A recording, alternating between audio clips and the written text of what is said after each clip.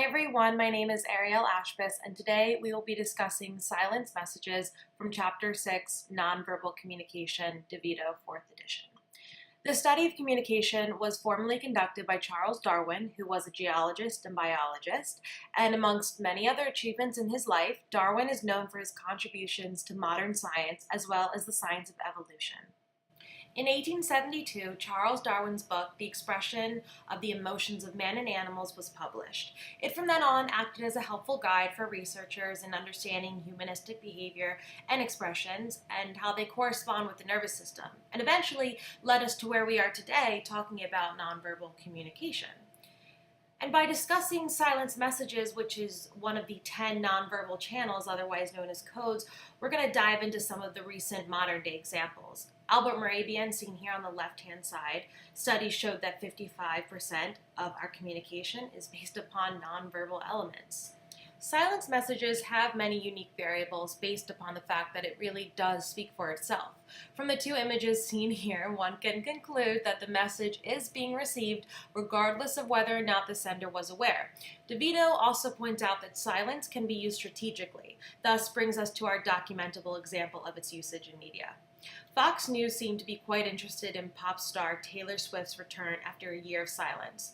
After deleting all of her social content, Swift sparked quite the frenzy across the world.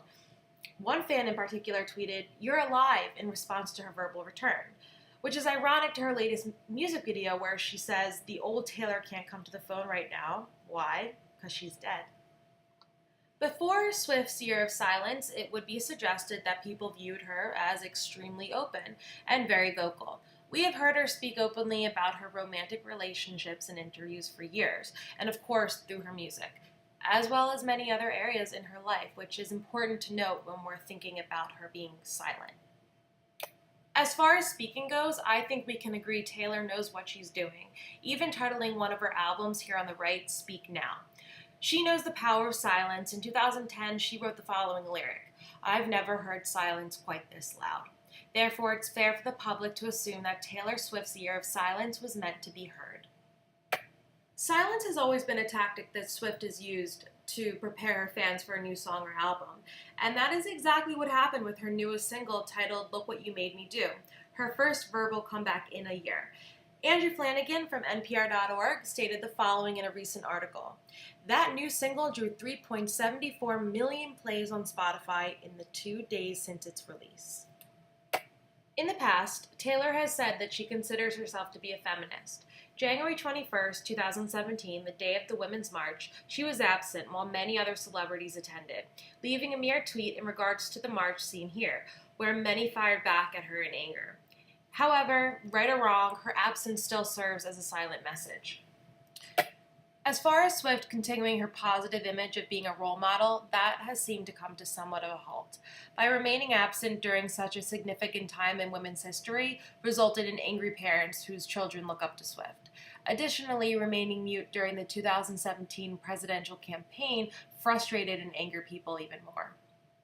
On the election day, Taylor posted a picture of her in line to vote, by again remaining silent right up until a very publicized day, arguably the most publicized day around the world.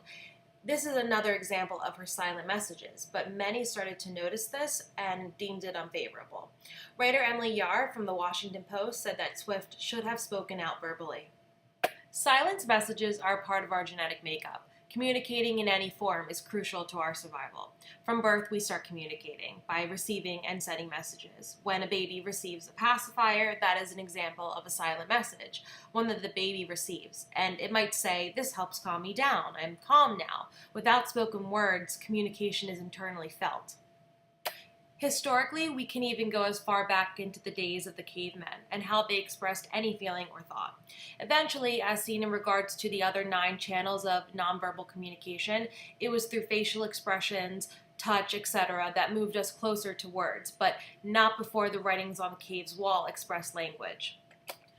My first personal example of the silent message was the use of the send receive, which in basic terms means that the sender of the text message knows when his or her text is read. This is only an option for mutual owners of an iPhone. Now, neither of these pictures are mine and therefore do not correspond to the following experience. Once upon a time, I was an individual who kept her read receipts on. One lovely afternoon, I was reading a book that I was so involved with that although I heard my phone buzz numerous times to notify me of a text, I didn't care to look right away. Finally, after too many notifications, I glanced at my text messages, and they were all from my significant other at the time. After glancing over his text, I told myself I would respond after finishing reading one last chapter. Needless to say, I forgot to respond, which hours later led to a dramatic fight about ignoring each other, thus resulting in saying some goodbyes. One, of course, to the read receipts feature. My second personal experience to silent messages is when I felt the reciprocatory emotions of it from others. Others who I always assumed would be there for me, but weren't when my mother passed away. Eager to understand how people could be so heartless, my brain was able to come up with reasonings that would have to do. Reasonings such as anxiety, not knowing what to say, chance of rejection, although we do know from Devito that it's only when one breaks his or her silence do they face rejection. But like Meredith Grey says, communication is the first thing we learn in life. Funny thing is, once we grow up, learn our words, and really start talking, the harder it is to know what to say. It is important for us to be mindful of how silence has the ability to speak for us and how we are interpreting someone else's silence. This helps in negating any problems that silence could cause by paying closer attention to those around you. And to conclude, we must remember that nonverbal communication has many components. Therefore, never assume that your silence is saying what you want it to, unless you are okay with a different message being sent out than the one you might intend. Taylor Swift, likewise, might have just wanted some peace and quiet. Unless she says otherwise, we are left to listen to her silent messages.